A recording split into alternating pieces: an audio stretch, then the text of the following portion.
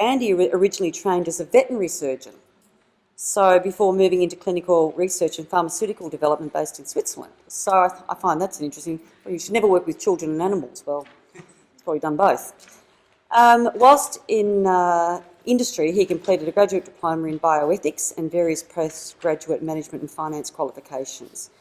He came back to Australia in about 2000 as a consultant with the Boston Consulting Group and completed a review of the Queensland vocational training system in 2005. So he's well acquainted with the educational system outside university area too. He has done many things since, and I'm not going to go through them all. In about 2006, he also became involved in TAFE governance at NMIT, which is now known as Melbourne Polytechnic, and he's now full-time at Trobe University, involved in vocational education transition and various developmental projects. Something Andy also does, as you know, La Trobe is a multi-campus university. We have a lot of regional campuses and we have a very big health presence in Bendigo. But Andy, I know, spends quite a bit of time in our regional campuses because Michelle alluded to sort of regional areas. Well, we think we've got a problem here. It's pretty hard to find staff and people in all sorts of industry sectors in regional areas. And I think even for career advisors and people, you know, sometimes it's good even to think of, Michelle, block your ears.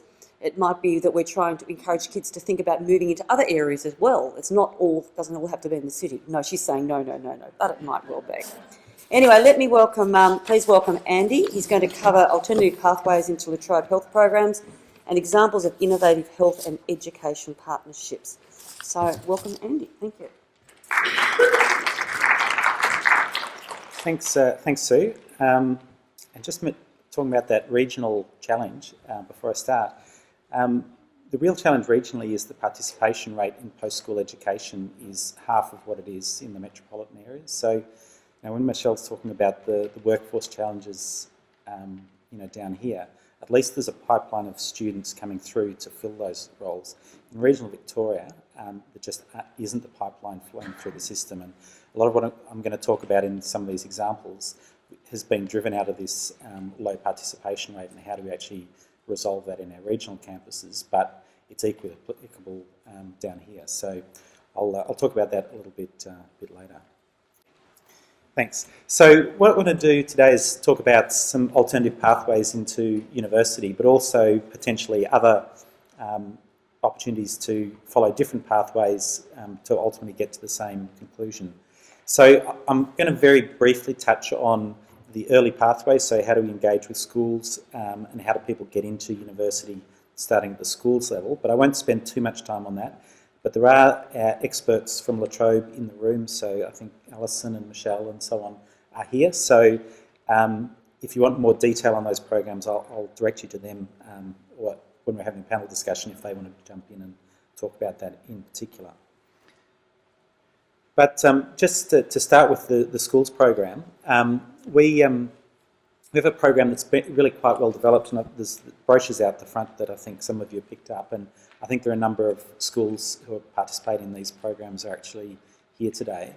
And this is really aimed at engaging from all the way down from year 7 through to year 12 with specific programs and preparation activities, and it's mostly focused around health and STEM disciplines. And if you take an area like La Trobe's now divided into 2 colleges, so there's basically an arts college, arts and business college, and a health sciences and engineering college. So in the health sciences and engineering college, we're seeing probably between 8,000 and 10,000 students a year from schools coming through La Trobe and engaging in various activities. And that's really to try and get them stimulated about the potential opportunities in that health and STEM discipline area. So in terms of our school leaver undergraduate students who commence each year, we're getting about a third of our students come through schools that are linked to our outreach programs. So, it's a pretty large program. It has on-campus activities that can be up to several weeks in duration. It can be, short classes of only a couple of hours and workshops and so on. So it's a very sort of rich program with many different variations as to how it operates. But that's sort of to try and get students excited about coming to university in the earlier years. We also have a program that's been running for, I think it's our fourth intake we're looking at the moment, called the Aspire program. And that's a program where we're trying to take the pressure off the definitive ATAR VCE is the endpoint type discussion, and trying to seek out students who have a little bit more to offer than just a particular performance at a particular time. So Aspire is around trying to select students who have demonstrated a little bit further their engagement with community, and they're able to participate in some earlier programs with us, and they actually get a conditional offer. So Aspire offers, I think, closed probably August, and those students will know now, I think, before they sit their VC exams, that they've already got a guaranteed place at the university. So those offers are based on school's recommendation and demonstration of their community input engagement in the program. So that program started in 2014. It's been growing strongly. This year I think we've had 1,900 applications for 2017. So it's built very strongly. And the interesting thing with that is that the predominant courses, or the major courses that people apply for, are health science related courses. So you can see on that chart that nursing and then nursing and midwifery combined is the largest by far in terms of the uptake of courses, and the two highlighted in yellow are the ones that aren't health science related areas. But the interesting thing with those students is we've actually got some cohort data in terms of their performance, because once they get an offer before the VCE results come out, they basically just have to meet a minimum requirement with VCE. It's not a set score or entry standard. And we've looked at how those cohorts of students compare to our general cohort of students. They're outperforming the general cohort of students across the board, and we think that's a combination of maturity and real motivation to study. And the second thing is, when you look at the cohort of students, 37% of those students wouldn't have got into the courses that they're in if they hadn't been through the Aspire program. So it's a really strong pathway that is good for students, but it's also good for us in terms of the students' performance as they go through. So we're really happy with that pathway, and it will sort of continue to evolve, but strongly health focused. The other ones that we do is sort of a conditional offer program, and I'll briefly mention UniBridges, which is started as a government initiative, which we've kept going, and that's where we have specific partnerships with schools around year 10 to 12, and there's a lot of school engagement around what units of study the students are involved in. There's additional classes and support and so on. And these students, it's a little bit like Aspire, that they have a school's recommendation that they would be a suitable student, and they will get a conditional offer that basically says there's a minimum as opposed to a threshold standard to get into a particular course. So that has around, I think, 900 students in it this year. So that one is specifically targeted around the northern metro partner schools. And we've set up a similar offer for our regional campuses that's linked to our TAFE partnerships. So in any of our regional campuses, so that's Wodonga, Shepparton, Mildura and Bendigo, if you're enrolled in a TAFE diploma course, as soon as you enrol in that TAFE diploma course, you'll get an offer from La Trobe University at the same time to say, if you complete that diploma successfully, you have a guaranteed place at university to continue your studies. So that's a new program that started in 2015 with, again, a very high take-up from that.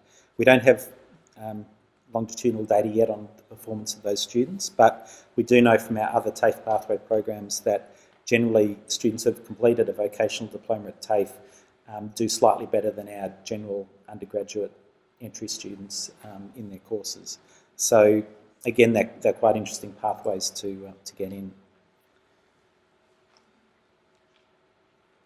The one I want to spend a little bit more time on is our integrated offers program. And this is a program we created in 2015 where we offer what we call a dual enrolment model. And this is where students who commence a TAFE diploma are also directly enrolled in a bachelor program at the same time. And the reason we're doing this is what I referred to before in terms of the low regional participation rate, is to try and get more students to identify that they are a university student and they can be successful in a university environment. So what we do, the students are taught at the TAFE doing their normal diploma program, but they also have a number of higher education familiarisation and transition activities. And in the case of our Wodonga campus, we actually bring the TAFE students doing the diploma onto the La Trobe campus and are taught in La Trobe classrooms to get them more familiar with that university environment and to just self-identify as being part of that community. We structure these courses so that you can continue to the end of your TAFE diploma and you can exit with that without having to continue in the La Trobe degree, or you can defer from the La Trobe degree and go and work for a period of time. So there's an immediate point where students can go out and work, and this is particularly an issue for low SES students where the cost of study, the direct cost isn't so high, but the living costs during study is what makes it very hard for people. So this allows people to get to the end of a diploma, so 1 year or 18 months, and then go into the workforce, work for a bit, and then come back and either study full-time or part-time. When we launched this program regionally, we had about a 98% take-up rate, so we made it a voluntary program. Do you want to do the dual enrolment or do you just want to do the diploma? 98% of them in nursing took that opportunity up. And from our historical data, we used to get around about 5% of our students continue from a TAFE diploma directly into advanced standing in a La Trobe degree. Our first cohort that completed this year in the nursing diploma at Shepparton, we had 11 out of 18 move directly into the nursing degree, so 60% continuation rate in the program. And the majority of those students said it was because they recognised that they could do it and that they didn't feel that they were out of place going to university.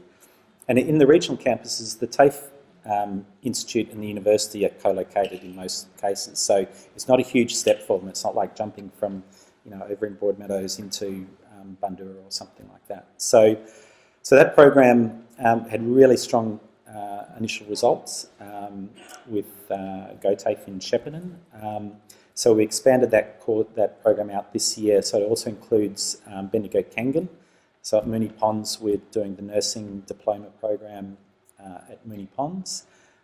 We've also expanded it to Wodonga TAFE, Sunny TAFE in Mildura. We're expanding next year to Chisholm in southeast Melbourne as well, which is not helpful for the northern section, but GoTAFE also is expanded to Seymour. So we're actually doing nursing diplomas at Seymour as well as at Moonee Ponds through Bendigo Kangan into this program. So we're running 3 programs like this. One is the Diploma of Nursing into the Nursing Foundation degree. The second one is Diploma of Community Services into a Bachelor of Community Services. And the third one's Diploma of Early Childhood Education and Care into the Bachelor of Early Learning. So they're the 3 programs we've got running at the moment. To just sort of explain what it looks like, our normal Bachelor of Nursing degree is a 3-year qualification, so if you're a school leaver you might enter that program and you start at Bundoora, then you get into sort of clinical years 2 and 3. That degree already has a pathway that if you're a graduate enrolled nurse, you can enter that course with either 12 or 18 months credit, depending on whether you've done the advanced nursing diploma or the basic one, or medication endorsement. You can then do 18 months further to get to your registered nurse qualification. So that's an existing pathway we've had for a number of years. What we're doing in this program is basically blending those 2 components together. So we've got the Diploma of Nursing on the front end, then we've got the back end, which is the year 2 and 3 of the nursing degree. So entering at a TAFE diploma level, you can still get to your registered nurse in 3 years duration, so it's quite a fast pathway. You still have the option of, or in fact you do have to graduate as an enrolled nurse before you continue in the pathway. So you'll have your EN registration through ANMAC or through APRA at the end of 18 months. And the new diploma has medication endorsement, Michelle, so they can all go and do that. So they can sort of exit that point, go and work, take half a year off, take a year off, whatever, and then come back into the course. Or certainly regionally, we've structured our nursing course so that we only have 3.5 to 4 days contact a week, so that they've actually got some time to go out and work as an enrolled nurse to support their study as they go through. So that's a pathway that's been very strongly taken up regionally, and our first cohort at Bendigo Canyon this year, again, we had, I think, probably 95% take-up rate. I think 97. Yeah.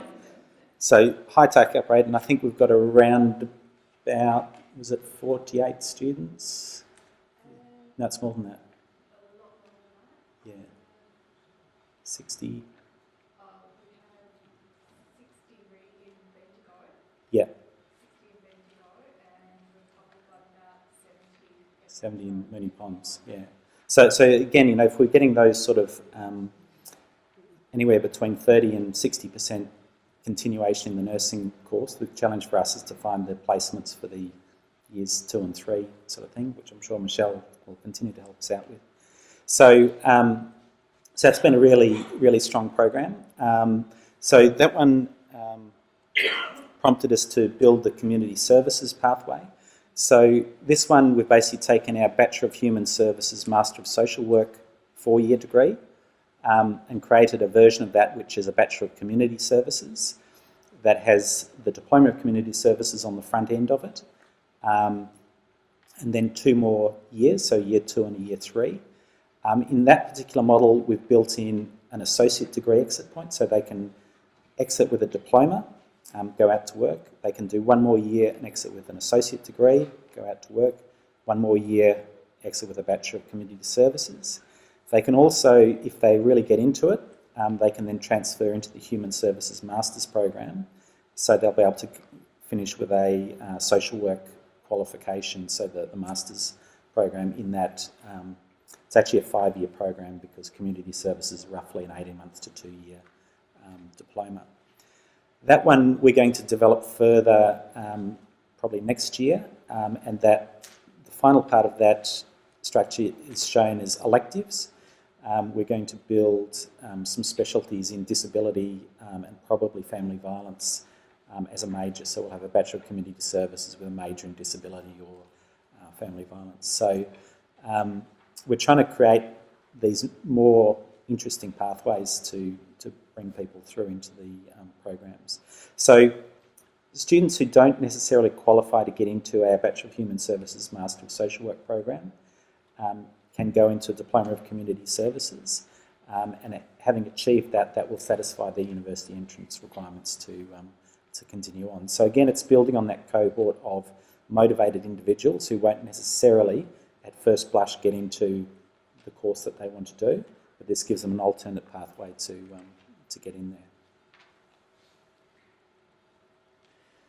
The final one I'll just quickly mention, which is slightly off topic for health, but Diploma of Early Childhood Education and Care, linking into our Bachelor of Early Learning degree. I'll mention this one because you might hear quite a lot of talk about education, there's too many teachers and the job prospects are not so good. Early childhood education is the very clear exception to that. Because of the changes in the early childhood structures, there is a requirement from 2020 that there is a certain ratio of qualified teachers at early childhood settings from 2020, so that's 1 per 25 children.